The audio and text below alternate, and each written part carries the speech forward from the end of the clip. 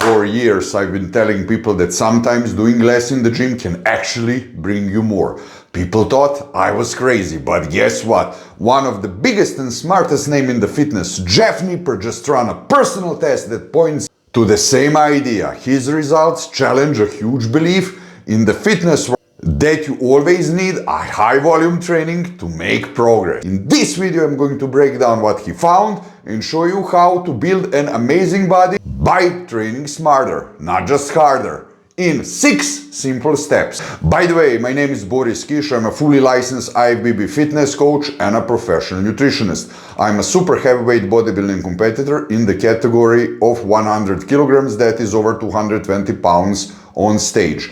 I'm 6'4" tall, that's 193 centimeters. Welcome to my channel. Number 1, the problem with more is more. So what's the big issue? The fitness world has been obsessed with the idea that more is always better.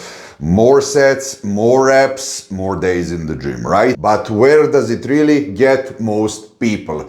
Burnout, waste time on junk and volume. The results that just don't match the effort, right? I see this all the time, guys training 6 times a week, doing 3 different splits at once, especially in my comment section, throwing in active recovery and then talking about deadload weeks like they're pro bodybuilders on prep. It's really madness. You're not training for the Olympia, man. You're training to look good, feel strong, and live healthy. You're not digging coal in a mine, right, for 12 hours a day.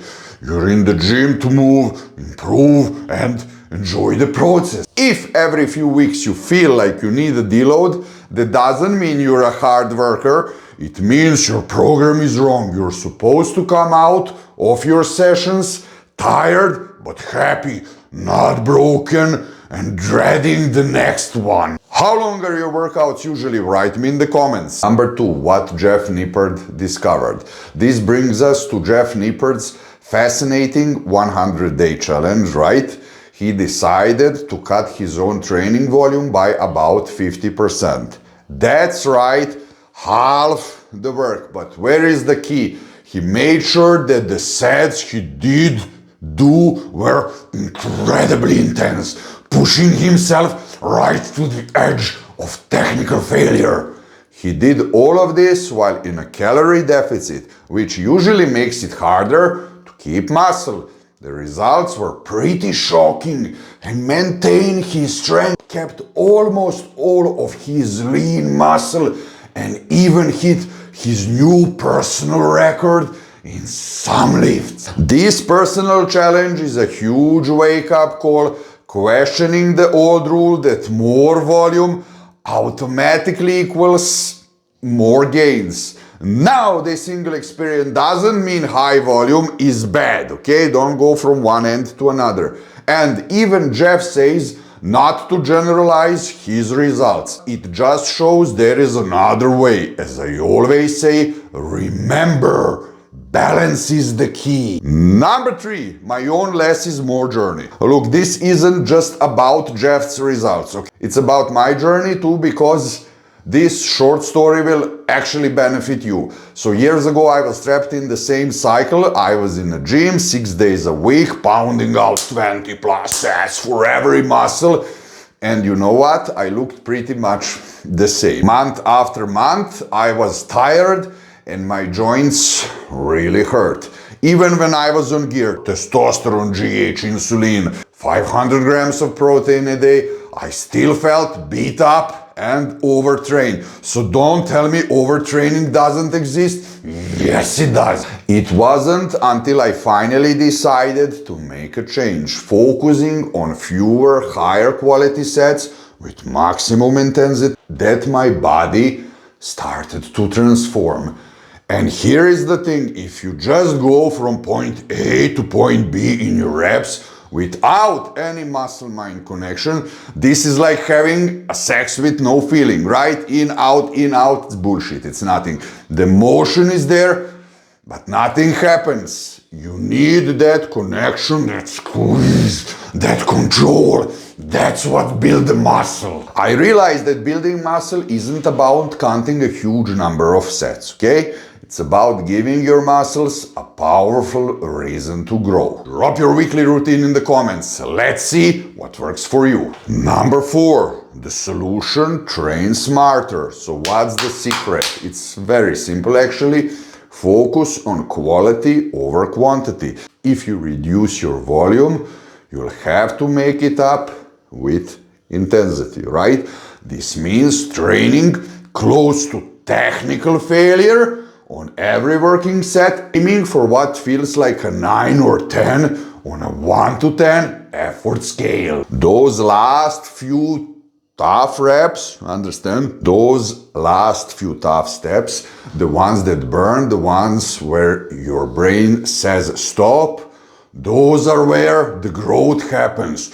Pushing yourself in those last moments is how you make progress, even with fewer sets. And for everyone who loves to overcomplicate things, look, you don't need, for example, a C2 German level of training knowledge when a B2 gets you through life just fine. For example, or English, same thing is in the gym. You don't need to chase every detail and angle on a muscle. Master the basics, stay consistent, and you will be set. Number 5, why this approach works. Let's talk about why this low volume, high intensity method is so effective, okay?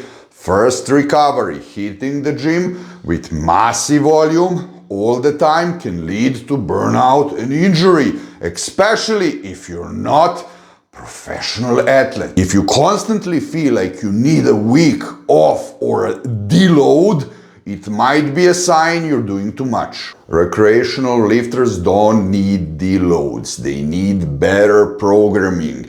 You're not working in a mine, you're not crawling out of a tunnel after months being underground. If your body is screaming for rest after a few weeks, that's not a badge of honor.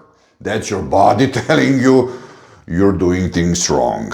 The gym should make your life better, not feel like recovery from punishment. Second, efficiency. This approach makes your workouts shorter and more focused. By prioritizing big compound movements like squats, deadlifts, and presses, you get the most bang for your buck.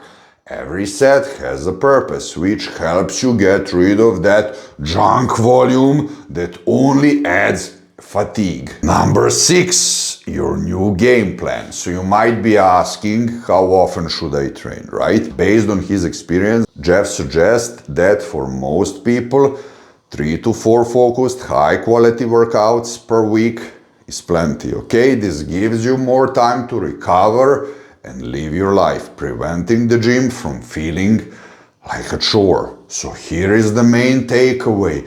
If you feel stuck, more volume might not be the answer. The real key could be increasing your intensity. Jeff Nippard's personal challenge is a powerful reminder of that.